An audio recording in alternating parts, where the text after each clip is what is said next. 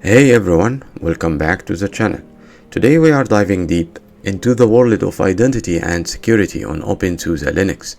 Whether you are managing users, securing your files, or delegating privileges, this video has you covered. By the end of this video, you will have a solid understanding of how to manage user accounts, set proper file system permissions, and safely delegate privileges. So let's get started. Let's kick things off with user management. In Linux, each user account is much more than just a name. It's an essential part of the system's security infrastructure. Every user is associated with a unique user ID or UID and a primary group. Together, these define the permissions and access levels of the user across the system. To see your user details, including UID and group membership, you can use the ID command.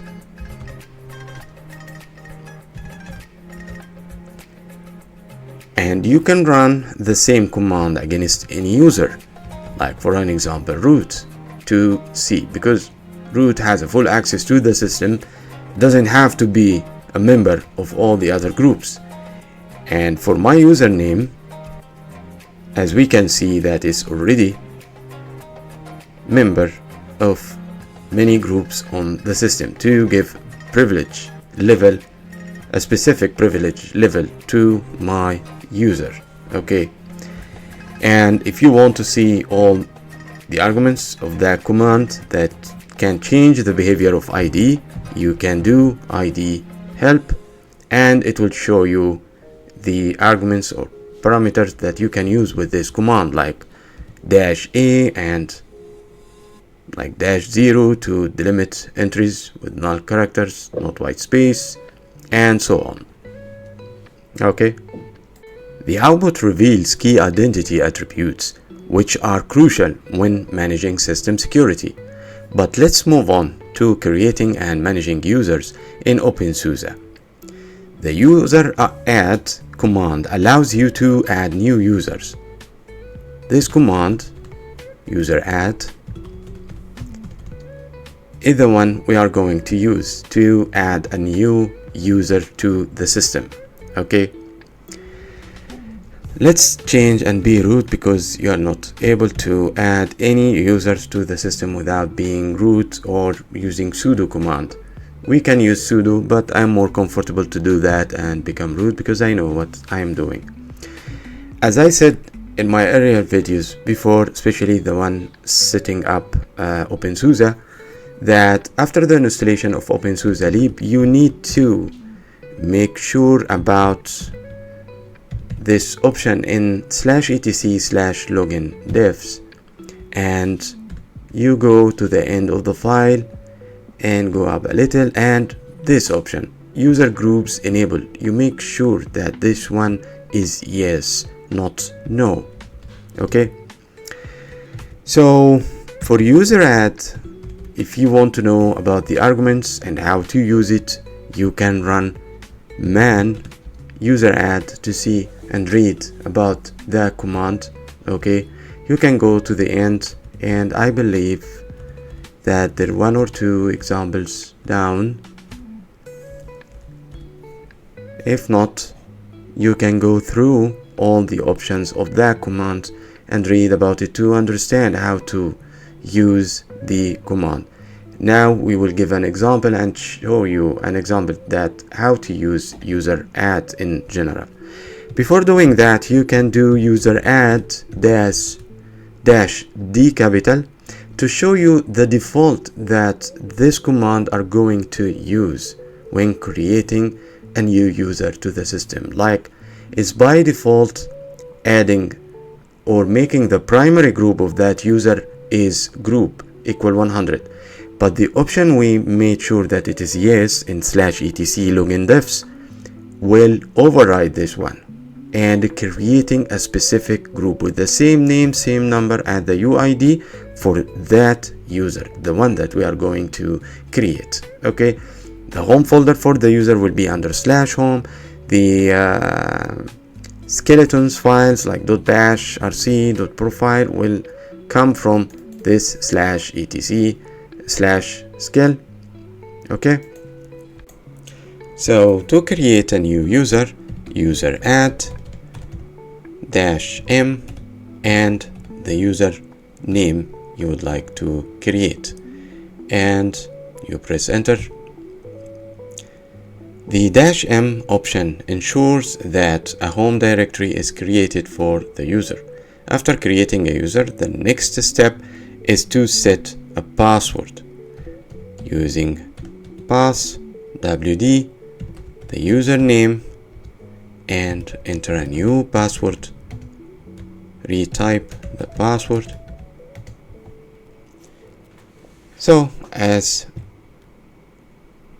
this command sets a password for the user, ensuring that the account is secure. User management also involves understanding and configuring group membership. Groups allow you to organize users and manage their access to files and commands more effectively. You can add users to groups using the usermod command or graphically through the YAST tool in openSUSE. So for an example for this new user we just created, user1, it is not member of wheel group that this user can use sudo command. So using usermod and to know what parameters is available for this command, also again you can use --help, and the one we need to use here is the -a with the -g capital. Okay, so user mode -a g capital sudo the name of the group, because from the help here you can see user mode options and then the login, sudo group, and the user name that will be used for the login. Okay, here means -a g capital that for the group list for this user, make this user member in this group sudo, but make sure to not delete the existing group list that this user is already member, because if we did like this without the a, it will overwrite the existing list of the groups that this user is a member, and this user will be only member in this group. So be careful when you run this command and make sure to not forget -a. So yeah, here it is not sudo, it is wheel for sudo command. So when we run id against the username, now it's a member in the wheel group and the user can access sudo privilege or using sudo commands. Next up, let's talk about file system permissions. These permissions are the gatekeepers of your system security. They determine who can read, write, or execute a file, and can be the difference between a secure system and a compromised one. You can view the permissions of a file using the ls -l command. Here is an example output. ls -l the file name. The first character shows the file type. Here, this dash. It means this is a regular file. The next 9 characters are divided into 3 sets of 3: owner, group, and others. Each set can have R for read, W for write, and X for execute permissions. To change permissions, we use the command chmod this command to change the mode of the file. Okay, so let's say here for an instance, this file is read write for user, read for group, and read for others. I would like to change this file to be executable for the user and for the group. Here we have two ways, okay, by using the number notation, or alternatively we can use the symbolic notation, okay, to modify the permissions. So I will change it now, and I will explain after what exactly each one means and how to use it to be fully understand about this point. So I will use here the number notation to change the file permission to be executable for the user and the group. So here, as we can see, it is read write for user, read for group, and read for other. So here I will do like that, okay, and I will leave. So the first one, 7, it is for read, write, execute, to preserve the existing read and write, and to add the execution for the user. Here for read, R, it's only the representative number for read is 4, and for write is 2, and for executable is 1. So here I preserve R for read, which is 4, and I want to change it to be executable, so 1 plus 4 is 5, and here 4 plus 2 plus 1 equals 7, which is here 7, and the last one is 4, and space and the file name. So when we run ls-l again, so now we can see the file is read write execute executable for user, read executable for group, and stays and remain read for others. The other way to do the same for changing the execution permission for the file using the symbolic notation, we use the same command chmod. So to represent the user is U, and to represent the group is G. So which I want to change is the read or the write or the execute is the execute. So to add execution to the file, we use plus and the letter notation for the permission we would like to change, space and the file name, and it will do the same. So let's say here I want to remove again the execution using this symbolic notation. So we use the minus. If I did that and we run again, see, it's removed. So to explain this, let me show it to you in a diagram. So for each file, we have 3 categories of permissions: for user, for group, and for other. Each one can hold read, write, execute, read, write, execute, read, write, execute, and here U for user, G for group, O for others, R for read, W for write, X for execute. And each letter of these are represented by 4, write represented by 2, execute by 1, and so forth. Here is a numbering system called octa. We have the binary, we have the hexa, and we have the octa, which is from 0 to 7, that numbering, okay, to 8, from 0 to 7, sorry. So as I said before, if we want to change the permission of a file, we can use the numbering system or the numbering notation or the symbolic notation, which you find easy. Go ahead and use it. So I hope this clear what we are doing here, or we are trying to do here. So let's say for an example, let's make another example here, and I want to give for the group, okay, read, write, execute. So I already know there is a read for the group. So which category permissions I want to change for what? For the group. Okay, so I want to add permissions, so we use plus. So I want to add the write and execute. So write and execute, press enter, and again. So now the file is read, write, execute for the group. If I want to remove the permission I added, we just use the minus again, and the permission removed.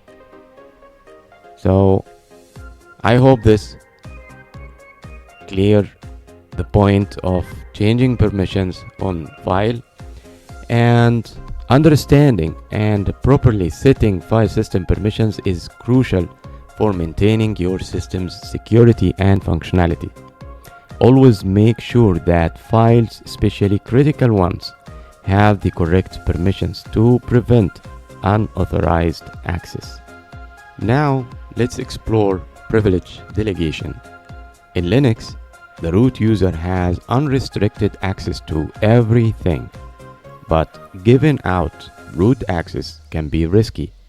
This is where privilege delegation comes into play, allowing regular users to perform certain administrative tasks without full root privileges. The sudo command is the primary tool for privilege delegation. It allows a permitted user to execute a command as the super user. For example, installing a package as a regular user. So let's say here I would like to run like that, zipper install, and I would like to install putty. Let me refresh the repository.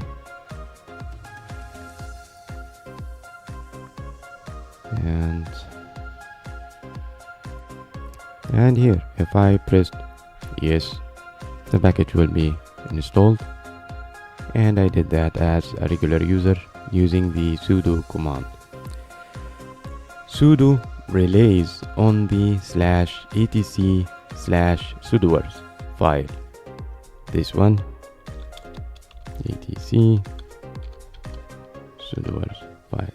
This file, which defines who can do what. Editing this file is best done with vi sudo command, which checks for syntax errors. So to run vi sudo, I am already sudo. My username here, the regular user, is already has a privilege delegation to use sudo. Okay, so let's say my user is still not having the sudo to run any command with sudo.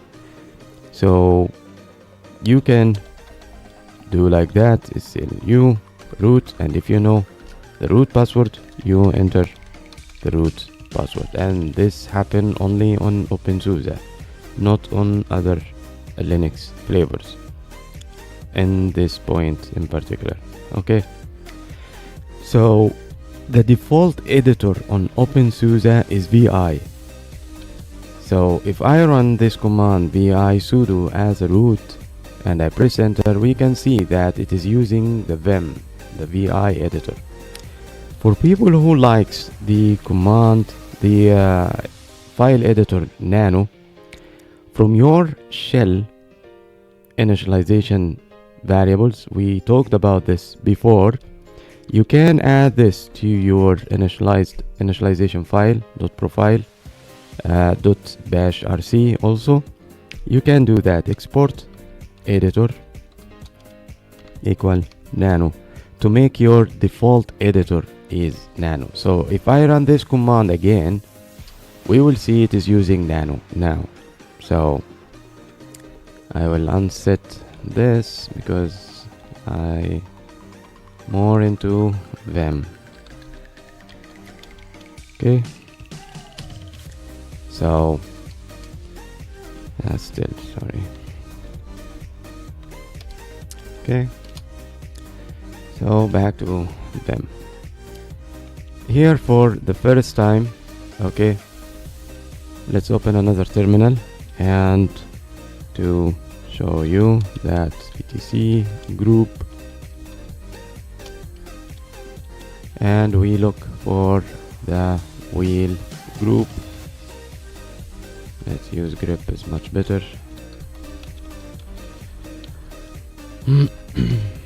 Okay, this is the group that you want your username to be in, and for that, by being root, you should use user mode and add the group wheel to your user. We explained that in another video. So if this is your first time editing sudoers file, make sure that these two lines are commented out. These two. Make sure that these two are commented. Okay. Now, by default, you will see in this file, this one is commented and this one was commented also. So I uncommented this one.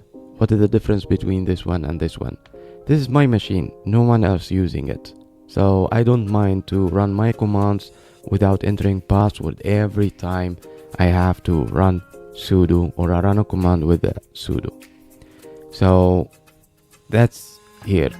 Any user in the group wheel can run all the programs, and between these two brackets, the first is any command, the second one like can be any group, and no password for all the commands on the system.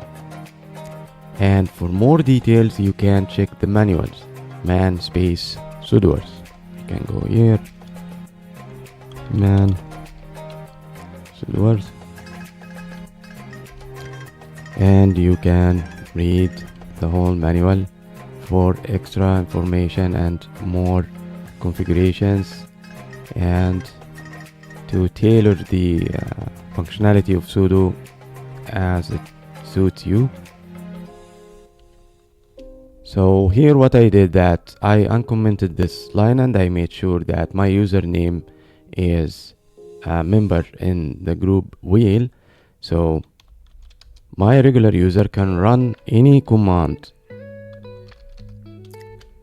without being asked for the password, like this. Because if I run fdisk alone, I have no permission for this command. So please, if you are going to edit /etc sudoers, make sure to use vi sudo, and as I show you, if you like nano, you can just change the variable in your environment to the editor variable to nano, and you are ready to go. So within the sudoers file, you can, as we said, you can specify commands that certain users can execute, providing them with only the necessary privileges they need to perform their tasks. Carefully managing sudo privileges is crucial for maintaining a secure system. By delegating only the necessary privileges, you minimize the risk of accidental or malicious system changes.